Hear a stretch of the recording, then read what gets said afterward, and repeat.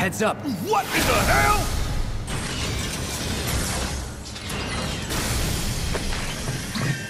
Hey, how the hell do we fight this thing?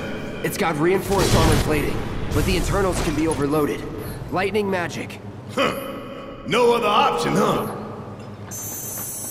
Shit! Should I be worried?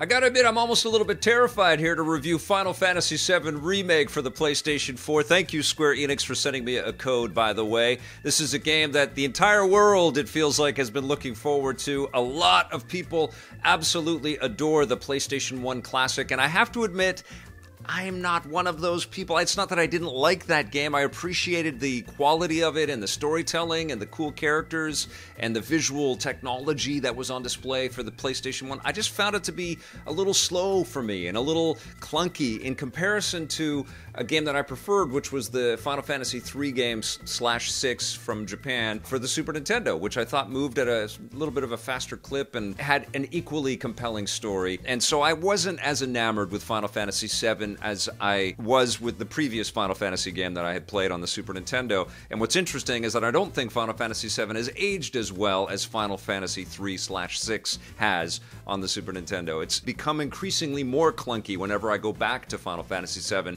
for PS1. So I was excited to scope out and see what Square Enix was going to do to kind of modernize and make this game a lot more friendly for people that love the original. But I also feel like this is a great Final Fantasy experience for anyone. This is, you can come off the street, never have played any Final Fantasy game, and you are going to be taken in by this game. Any last words? The sketches of the story are all the same, and the characters are the same. The swell of the music is absolutely breathtaking. Just even the opening cinematic stuff, which is all done in the new engine, the new technology that Square Enix is employing, just absolutely gorgeous. It's hard not to be taken in just by the production value of this game, because it's loaded with, lots of interesting characters. It's loaded with a tried and true story of a ragtag group of rebels trying to take on an evil empire, and they're led by Cloud, who is this mercenary who joins this team called Avalanche. What was his name again?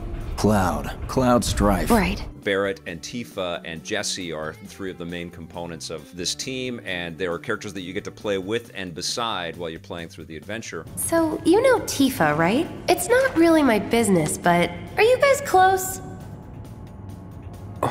The character work that's gone into the crafting the storytelling and each of these individual people that you encounter is very, very solid. The way they approach their moments and the way they handle their dialogue, all of it is just wonderful. And one thing that I was really struck by with this game, because it's not a game that sort of moves at the exact same clip and the same pace all the way through. There are moments of real quiet and nuance and subtlety, and I loved that work. It took me a while to appreciate it, because the game starts off with a bang. You're taking down a reactor and you're fighting this giant robot scorpion type monster, and you take it down and you just feel like such a badass. You're introduced to the battle mechanics, which I'll talk about more in a second here. But it's explosive and big and fast paced. And then we slow down as we leave this sort of modern beauty of Midgar and go into the slums, the devastated, dilapidated slums, where the people actually are still dressed quite well. It's a little incongruous that they're dressed as well as they are, and their hairstyles are pretty good when they live in garbage, but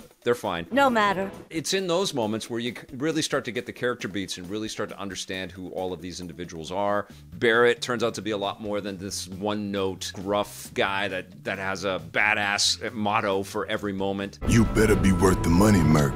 This relationship that Cloud has with Tifa, which stretches back over years, is really nice. Tifa's also one of the members here. And there are flashbacks that Cloud, our main protagonist, keeps having that sort of extend to the fact that he's a soldier that's been through hell, and he's kind of suffering PTSD, and he's really changed, and he's really hard-nosed, and he just wants to get paid.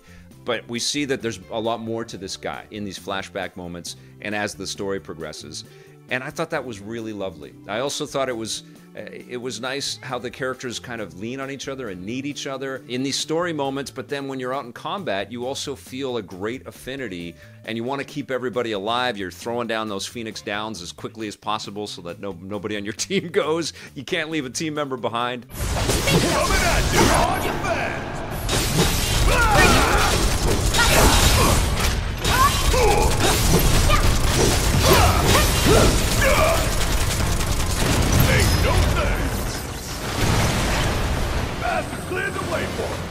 A real subtle invitation. We were gonna spring the trap anyway. And then you're thrust into this story of intrigue where you're battling an empire that commands a vast army and lots of incredible technology. And you've got magic spells and all kinds of cool abilities per character. And some of them might have, like in the case of Barrett, he has a machine gun strapped to his arm, so he's great at projectile firing from a distance, and he can level that up. Want some more? And then you've got characters like Aerith, who is much more sort of like a magic wielder, and she's got a staff, and she's, pulling off moves that way. I'll show you what I can do. One more shot! Cloud has his infamous giant sword, and all of these different weapons can be outfitted with this special materia, which gives you different, elemental magic powers. You can also use abilities like Cloud with his giant sword can do all kinds of great sword mechanics.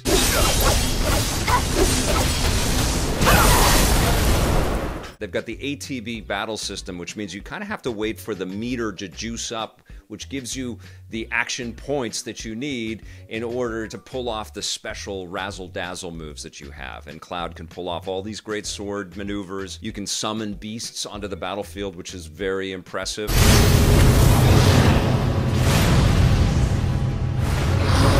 You can also slow down time, so you can have this kind of tactical look at what's happening in front of you and the enemies that you've got to face before you get into combat. So there is a real-time kind of element to it, and there's also a turn-based kind of element to it.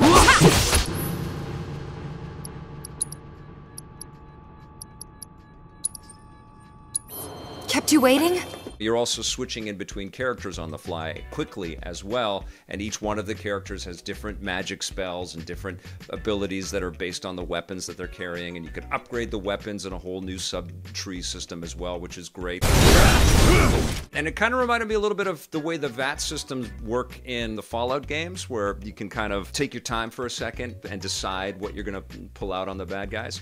But it does lead to moments where you are doing a lot of dodge rolls and things like that to get out of the way of an opponent's magic attacks, and you're waiting for your ATB meter to come up so you can just activate even a potion, because you can't really activate anything other than hacking and slashing or shooting, depending on what weapon you're using and what character you're using, until the ATB meter fills up a little bit. And then you'll get some limit breaks, and then you'll get the ability to summon creatures and things, and it all sort of amps up and juices up from there.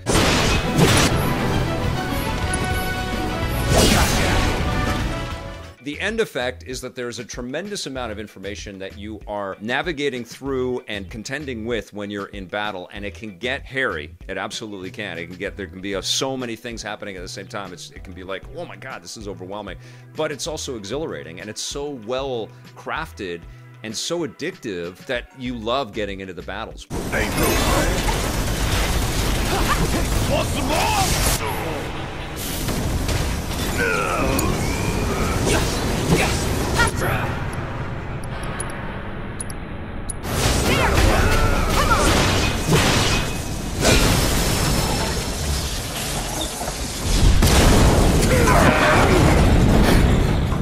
The one thing that they've changed, obviously, is that nobody really wants to suffer through a bunch of random battles where creatures just pop up. So you can see where the creatures are. You can't really run away from them. You got to get into the battles. But it's not littered with bad guys, and it's not cheap that way. The battles come in, and sometimes they'll kick your ass and you've got to restart, and that's fine. But it doesn't overstay its welcome, because it's cut up with such beautiful storytelling and, some puzzle solving and stuff that you have to do.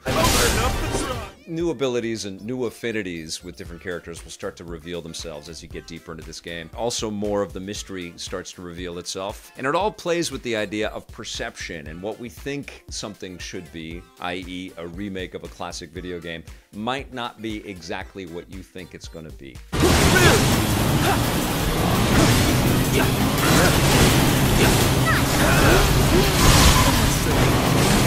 What is he up to now?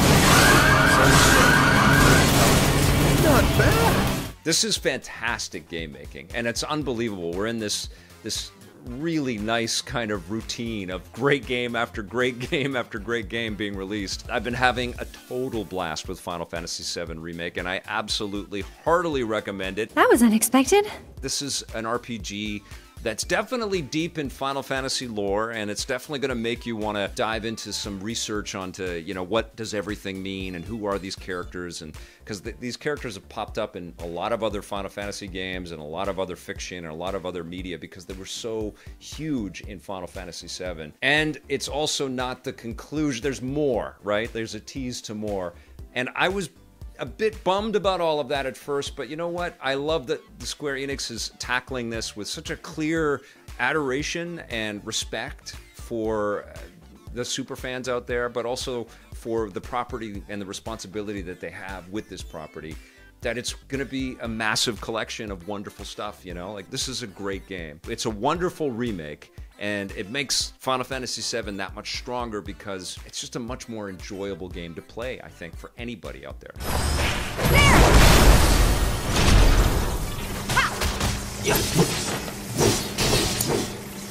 That's that. Enough.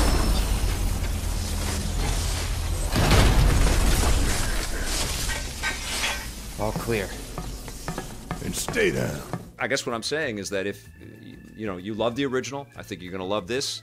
If you don't really play many RPGs, I think this one might be for you. Come on. You know, and it's funny because I've just been playing Persona 5 Royal, and that is also an incredibly accessible game, but it takes a while to kind of get cooking, but then you start to recognize its beauty and its intricacies. This one I think comes on a little bit stronger and it's easier to get, but there's also a tremendous amount of depth and value and just great game design in this one as well. I love this game. I'm going to give it a 9.5 out of 10.